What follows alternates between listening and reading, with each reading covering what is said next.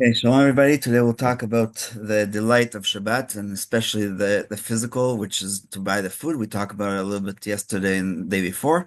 But because the rabbis promised all kinds of rewards for somebody who invests in Shabbat and Yom Tov, I thought that it would be appropriate to talk about one of those promises. The whole Perek Chelek, which is for us the last chapter of Sanhedrin, but in the time of the Mishnah, it was actually the chapter before last. It's called Chelek because of the famous sentence, Kol Yisrael yesh lahem chelek la'olam haba. All the people of Israel have a share in the next world or in the world to come. And so they basically wanted to discuss everything that is in the oral Torah and not in the actual Torah. And they brought proofs from all kinds of verses, but they were talking about belief in the resurrection of the dead, belief in the next world, belief in life after death, whether in heaven or in the other place. They talked about when Mashiach will come and how will we know that it's him. And in that context, after a whole page, 98a and b, there's a very scary statement where Ula, and later was repeated by Rabbah, said, "Let the Messiah come and I shall not see him." Why? Because they were afraid of all the things that will happen during the time of the footsteps of the Messiah, as it's called. And Rav Yosef, my namesake, said, "Yetiv ve'iz kideitiv betua dekufita dechamrei."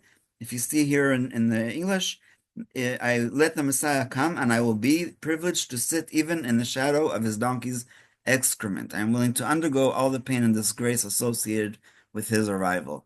And so the rabbis were very careful not to put a timeline. And even though each one of them in page 98a gave a different explanation of En Ben David Ba, the son of David is not coming until X, Y, and Z. And there's more than X, Y, and Z. I think there's at least the 26 of the English alphabet.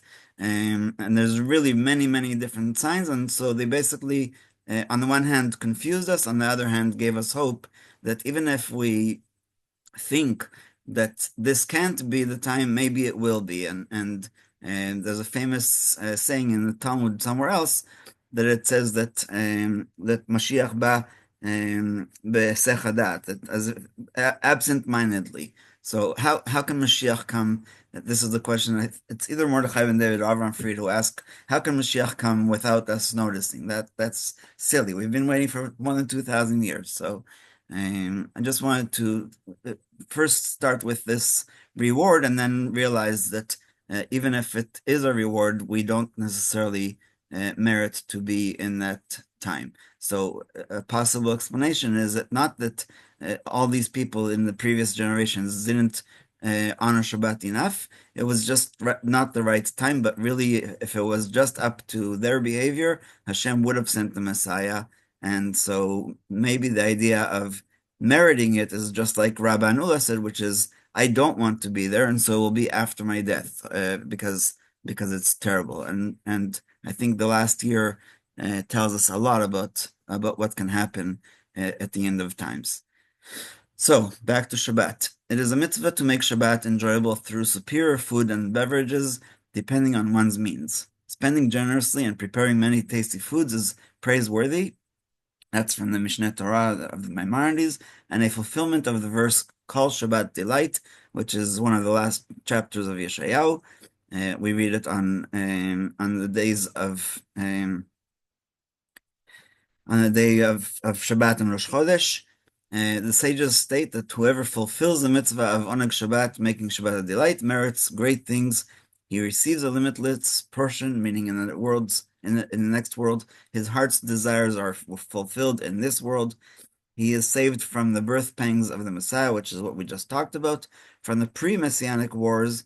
And I promise you, Rav Melamed has seen some of these pre-Messianic wars, so he's not upset and he's not regretting being in this time because it's a very special time. And yes, we are suffering and from hell, and he becomes wealthy, and that is not a promise that means wealthy like in today's standards, millionaire or whatever.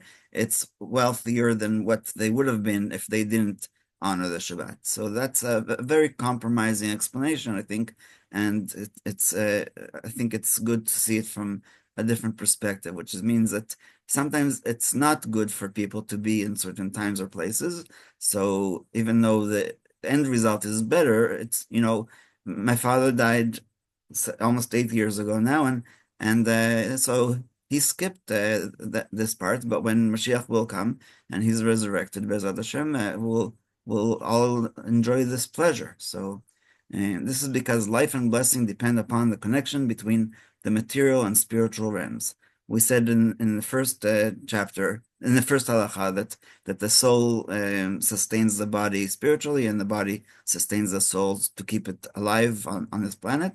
One is alive if his soul inhabits his body. When one dies, his soul departs his body. When one's material existence is linked to higher realms, so it means that when I eat, it's the Chvod Shabbat Kodesh and not just to fill my stomach. It is invigorated and blessed at its root. When it is distanced, God forbid, from the source of its vitality, from faith and spiritual values, its life itself diminishes, deteriorates, and is cursed. I don't like personally the word cursed. We usually, in my community, talk about consequences. So if somebody sees a road sign, bridge closed for construction, and he decides to go through that sign and he falls into the river, it's not a punishment, it's not a curse, it's just consequence of simple behavior that is wrong.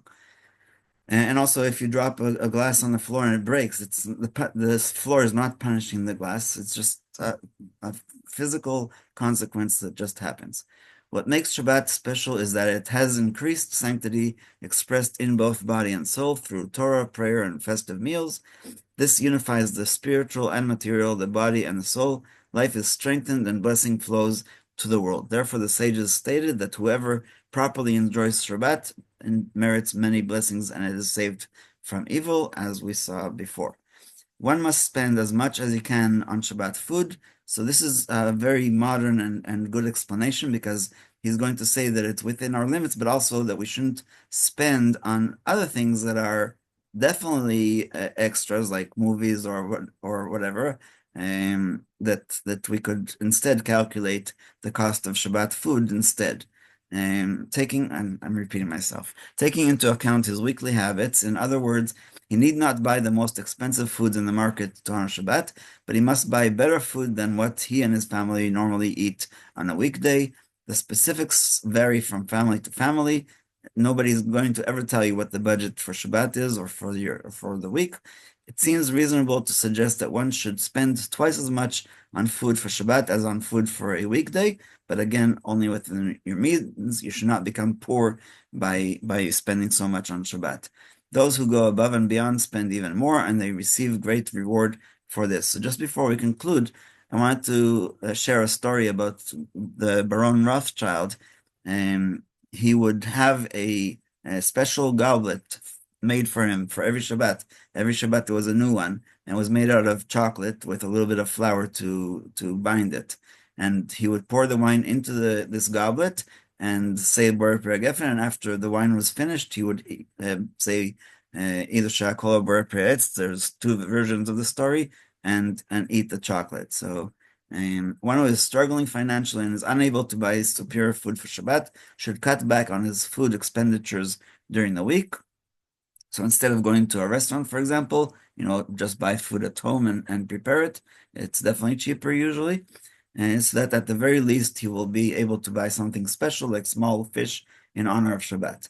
There are many people who waste money on luxuries, but when they have expenses connected with mitzvot, they suddenly become thrifty and stingy, and we don't know anybody like that.